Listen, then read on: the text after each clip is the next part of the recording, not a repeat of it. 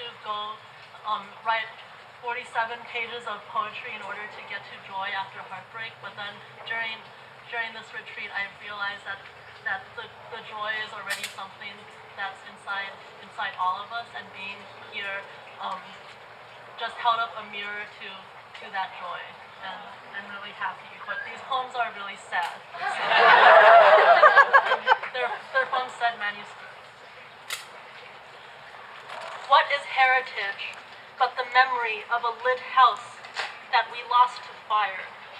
And what is memory but the song that we sing when we are left without a country? What is country but a border drawn around a human heart? Gagoosh sings softly on the car radio.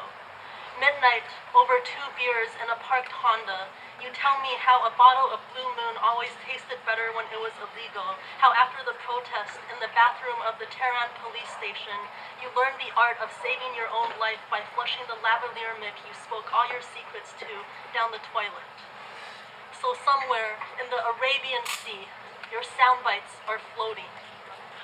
Perhaps they found home on the shoreline of the south coast of China.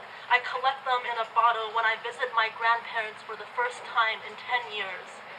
He touches my hand and says, I look at your face and I see 3 generations of my country's suffering dissolve into a single smile. I wish I could tell the difference between the sound of my parents splitting and the sound of the umbilical cord between my body and my motherland ripping apart, or the sound that we'll one day hear when our bodies part for the final time. But now, in this 1 a.m. black hole, your body next to my body shuts out the rest of the world. Your exit wound next to the crack of my parents' heartbreak leaves a porthole just wide enough for moonlight to enter and illuminate your lips. And if our love were a house, then every evening lightning strikes our rooftop, but I cannot hear it. 3 a.m. beneath the windshield. You breathe me inside of you as if your lungs were a bomb shelter and I was the last starling alive in a forest where every tree had already been cut down.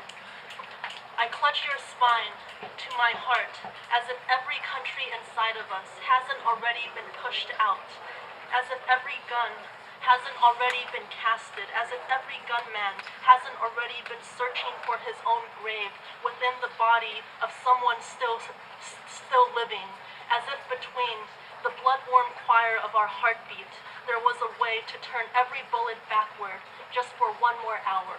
Oh, wow! 2 autumns after the bullet left your body, there was love. Your skin sewn back together like a leather purse. The doctor uprooted a nerve from your lower thigh and replanted it into your arm, so your palms may still open and feel the first flakes of snow.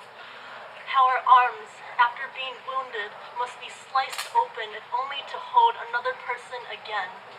In a bar, while looking at a map of America, I asked you, where do you put the pain? You said nowhere. There are no coordinates to map a wound 3 times wider than your flesh. America is only 1,000 cities whose light will never point you back into the direction of your homeland. You trace the distance between Iran and New York as I guide your finger back into my palms. There is no bridge for this canyon except our forefingers wrapped into a perfect knot. That evening, we follow the trail of fallen starlings back to your apartment. Beneath the covers, you hear your dead friends sing the way wind passes through a bullet hole and then suddenly becomes music. You tell me, every time this year I can never sleep. I was your compass, pointing you in the direction of healing. I counted the seconds it took for your tears to dissolve into snoring. I stayed up for 1 more hour just to make sure you were dreaming.